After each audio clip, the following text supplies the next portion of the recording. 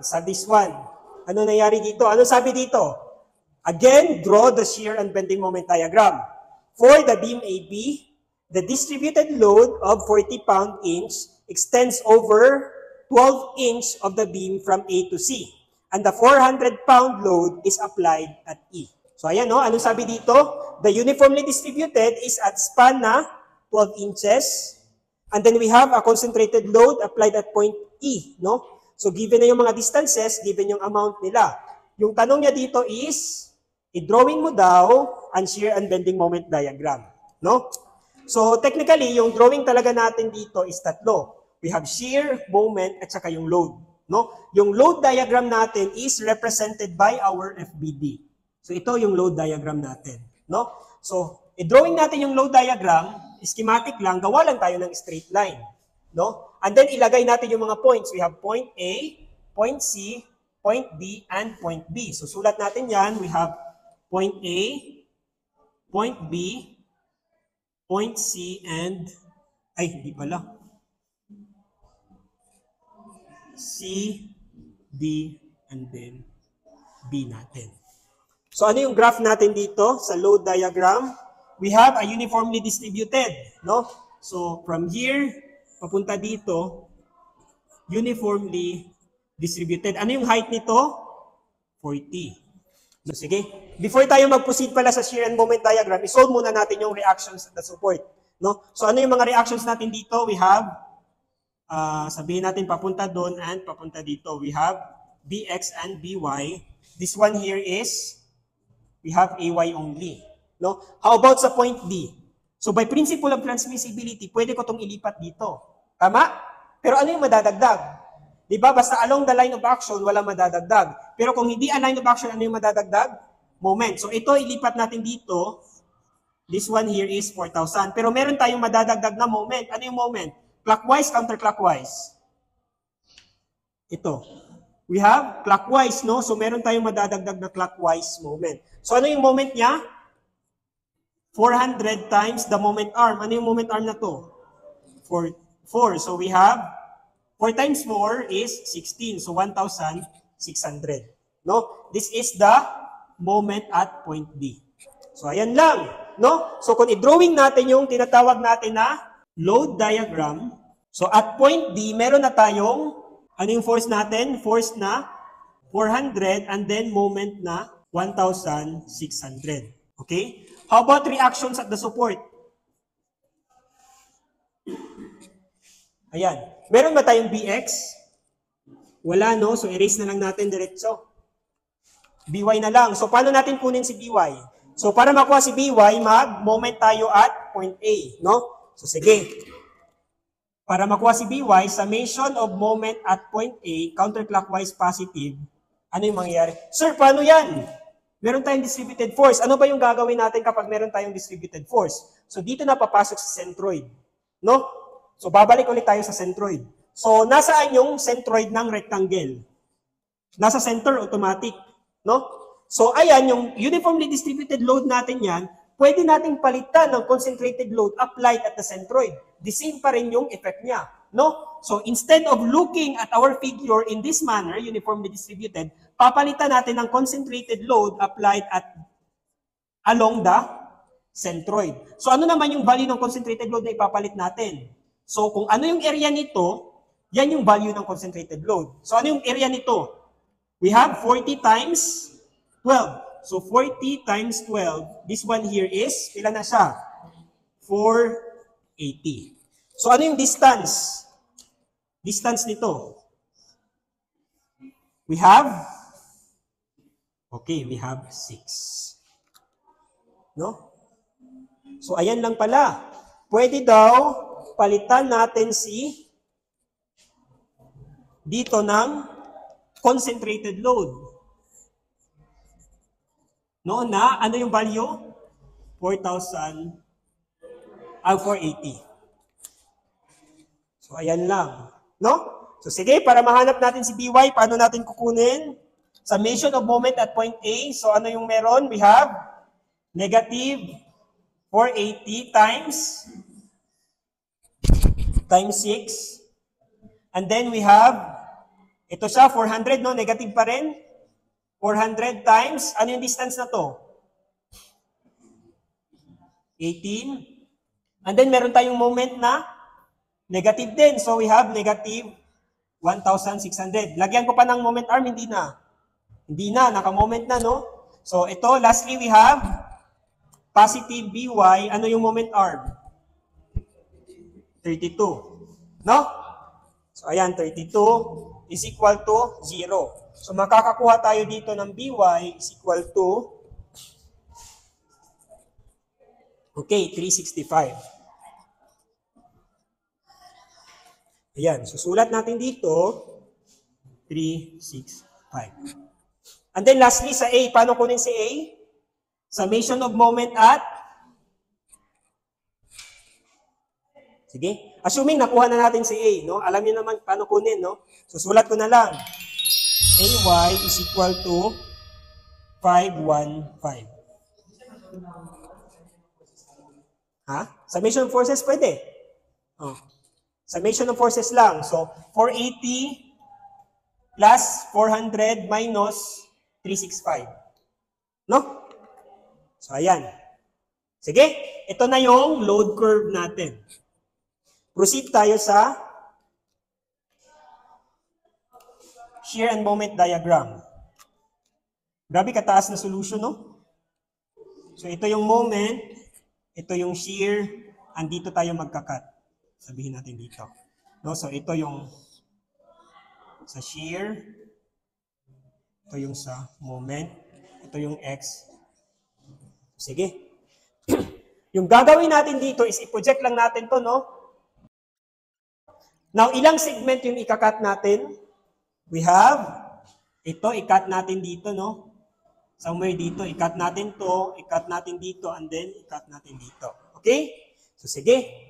Kung mag-cut tayo dito, ayan, ano yung lalabas dyan? So, we have, ano yung value ng A? 515, no? We have 515. So, meron tayong force na 515. And then, meron tayong distributed load na, ito, no, distributed. Ano yung height niya? 40. Now, ano naman yung distance niya? Ito. Ha? 6? X. Arbitrary. No? Between A to C. So, X lang yung value muna natin. No? Huwag half, kasi hinati ng dalawa, half na dayon. Dili, no? And then, huwag kalimutan, we have a downward shear and a counterclockwise movement. Klaro? So, sige, draw natin yung shear and moment diagram. So, sige, sulat natin. We have, anong segment yan? Segment A to C. A to C. So, ano yung dalawang equation na paulit-ulit gamitin dito? Summation of forces along Y, positive, upward. So, ano yung mga involved? Now, this one here is distributed, di ba? So, pwede natin yan palitan ng concentrated, applied at the centroid. So, dito sa gitna. No? So, ano yung ipapalit natin na value? Ang area nito. Ano yung area nito? We have 40 times X. So, the concentrated load is 40X. Klaro? So, sige. So, summation of forces along Y, we have 515 minus 40X minus V. So, okay. We have 515 positive minus 40x minus v is equal to 0. Therefore, yung v natin dito is equal to ila? 515 minus 40x. Now, ano yung graph ng shear natin? Linear. So, ano yung kailangan? Dalawang points. So, the shear at x is equal to 0 and the shear at x is equal to ano yung value? From 0 to? Okay, from 0 to 12, no? So, to 12. So, solve natin. 515 minus 40 times 0, we have 515. So, dito naman, 515 minus 40 times 12 is equal to, pilan eh? Ha? Okay, we have 35. Positive? O, sige. So, ang shear daw natin at x is equal to 0 is 515. So, therefore, Dito sa taas. So somewhere dito, no? So this point here is 515. And then at this point, sa C natin, we have 35. So somewhere dito sa taas din, no? Sabihin natin this is 35. Ano yung graph nito? Linear. So gagawa lang tayo ng straight line. Okay? Now, at point C, meron pa bang shearing na nilagay natin dyan? Yung concentrated load? Wala, no? So, stay put lang tayo sa 35. Okay? So, sige, punta na naman tayo sa moment. So, summation of moment at point, this point, no? That point. Ayan. Counterclockwise, positive. So, ano yung mga moment? We have negative 515. Ano yung moment arm ni 15? Okay, we have x. And then, ano yung susunod? Concentrated, no? We have 40x positive times the moment arm. Ano yung moment arm? Okay, x over 2. Bakit x over 2, sir? The distance is x. Kalahati ng x is x over 2. No? So, ayan, x over 2. Meron pa ba? Meron pa? Ay, oo, plus m is equal to 0. So, therefore, yung m natin dito is, pila na siya? Negative 20x squared. Ito siya is positive 515x. Ito. So, ano yung graph natin dito? It's quadratic, no? So, paano natin malalaman if yung parabola natin is smiling or frowning? Kapag negative, frowning, no? Kapag positive, nag-i-smile. So, we only need to have 2 points lang and then itansya na lang natin, no? Yung graph natin. Sige? So, we have, ano yung value nito? From x is equal to 0 to x is equal to 12. So, sige, yan din yung gagawin natin dito, no? So, mx is equal to 0 at mx is equal to 12. So, substitute, negative 20 times 0 squared plus 515 times 0 is 0. Then ito daw, pasolve daw. Negative 20, 12 squared plus 515 times 12. Okay, 3,300. So sabihin natin that yung moment natin dito is, dito na lang tayo. Ayan, para may space pa. So at x is equal to 0, yung moment daw is 0. At x na dito sa C, yung moment is 3,300. So somewhere dito. Sabihin natin this is 3,300. Ano yung graph nito? Frowning, smiling? Frowning, no? So, magpa-frown tayo. Hindi to linear ha, frowning. Okay? Klaro? So sige, proceed tayo sa next. Grabe kataas, no? Erase natin to. Next segment, punta tayo sa next segment. So, at this segment here. So, ano yung mga lalabas dito? We have distributed load na hanggang dyan lang. No, pwede natin palitan ng concentrated load. Ano yung value ng concentrated load na to? 40 times, okay, 40 times x. Ano yung length nito? 12, so times 12 na. No? Kasi yung ano natin, yung segment natin is hanggang dito. No? Ayan. Ito siya is meron ng exact value. Tama? Now, ano naman yung distance from ito? We have, so kung yung distance na to is x, ano yung distance na to? We have x minus, ano to? This one here is 12. So kalahati nito is 6. No? So x minus 6. No? So ayan lang. So we have downward shear and counterclockwise movement. Klaro? Erase natin to? Erase natin to, no? Sige. Ano yung dalawang equation na gagamitin?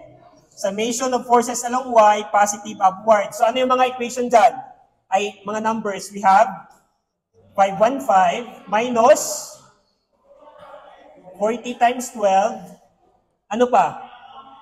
Minus v is equal to 0. So, ayan. So, ano yung v natin dito? V is, ilan eh? 35, no? We have 35. So ano yung graph na to? Constant. So ibig sabihin, straight line. Now, at point D natin, meron bang shear? Meron, no? Ano yung shear natin? Bababa daw ng 400. So kung bababa tayo ng 400, ano yung value na to? Pila? Okay, we have 365 negative. No? So ayan lang, nakuha na natin yung anong segment to? Segment C2D. Ayan lang, no? Now next, we have summation of moment at point. Ayan, positive, ganyan.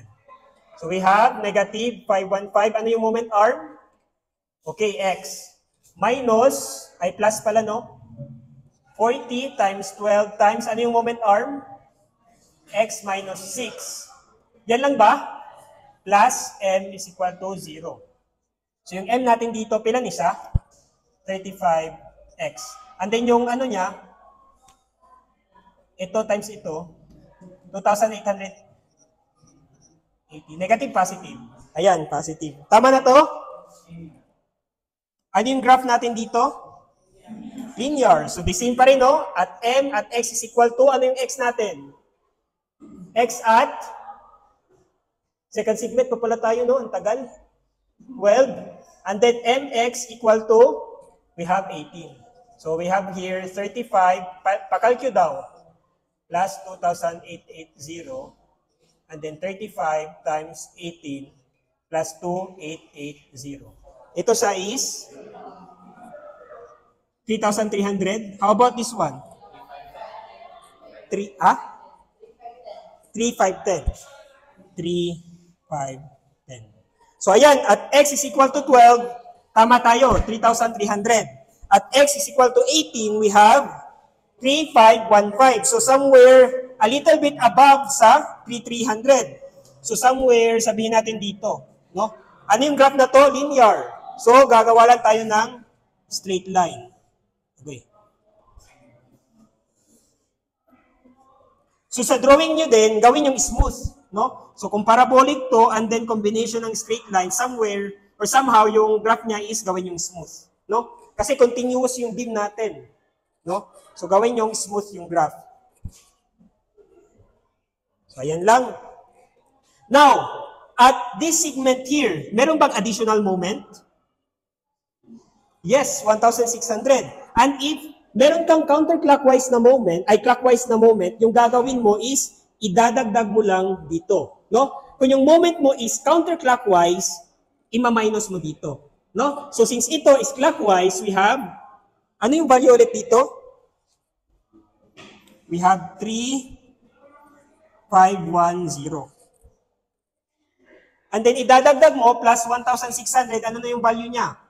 Somewhere ito. Pila na yung value niya? 4,000, 5,110. So ayan lang. Okay na? Sige, last segment. Sige, last na tayo. Erase natin to. Sige, going to the last segment. So, somewhere dito, no?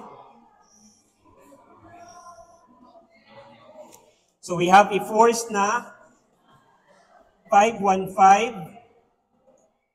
Distributed load na concentrated. We have 40 times 12. And then dito we have a moment na 1,600 and a force na, ay downward pala to, no? 400. So we have here the reactions, ay the internal shear downward counterclockwise moment. So ayan lang. So segment, ano segment to? DB. So dalawang equation na paulit-ulit. Summation of forces, positive upward, ano yung involved? 515 minus 40 times 12. Ano pa? Plus 400 minus V is equal to 0. So we have here our V equal to, pila yung V natin? It's negative 365. No?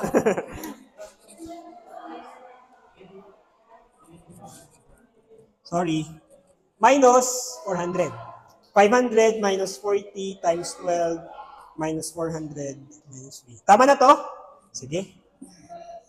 So, constant man daw yan. Ibig sabihin, from D to B is constant.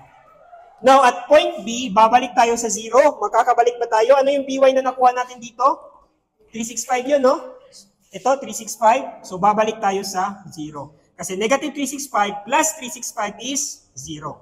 So, ayan, complete na yung shear diagram natin. Sige. Moment naman tayo. For the last moment at that point, positive counterclockwise. Ano yung mga moment? Negative 515. The moment arm is? Sige daw. Ano yung mga moment arm? The distance nito is x. Ano naman yung distance na to? We have x minus 6. Ano naman yung distance na to? X minus 18. So, ayan lang yung mga moment, no? So, 515 times x plus 40 times 12 times x minus 6. And then, isa pa, we have plus, no? 400 times the moment arm, x minus 18. And then, meron pa ba? Meron pa, no? We have negative 1,600. And then, lastly is positive m is equal to 0. So, saan galing yung negative 1,600? Ito. No? Negative because it's clockwise. No? Kasi yung convention natin, counterclockwise is positive. So, sige, solve natin yan. Ano yung value ng m? M is linear quadratic. So, we have here our m equal to 11,680 minus 365x. So, we have here linear. No? So, substitute lang natin, m at x is equal to, ano yung isa-substitute natin na x? 18. No? Is equal to, and x is equal to 32. Ayan. So, makakakuha tayo dito ng 0 and 3510. Okay? So, ay, 3510, it's 555,110. Kung i-substitute lang natin yung value, no? So, linear, ibig sabihin, this point and this point here, gagawa lang tayo ng straight line. So, ito na yung moment diagram natin. Okay? Kini na problem, taas kayo bilang solution. No? Grabe kataas. So anyways, itong approach na to, one method lang to. We have another method na yung drawing lang. So hindi ka na magsusolve-solve. Diretso mo na tingnan. Ay, ito siya, area no is rectangle. So i-minus ko lang dito. So ayan. So yan yung next example natin. No? So ito siya is medyo mahaba talaga yung approach na to. Kagaya yung sa trusses ba, we have joints at saka section. No, yung joint sobrang haba. Yung section, diretso. So ito din, meron tayo dito, no? Ito yung i-calculate natin pa isa-isa, and then yung isa is graphical. No? So sige, discuss natin yung graphical. Discuss pa natin yung graphical. Or next meeting.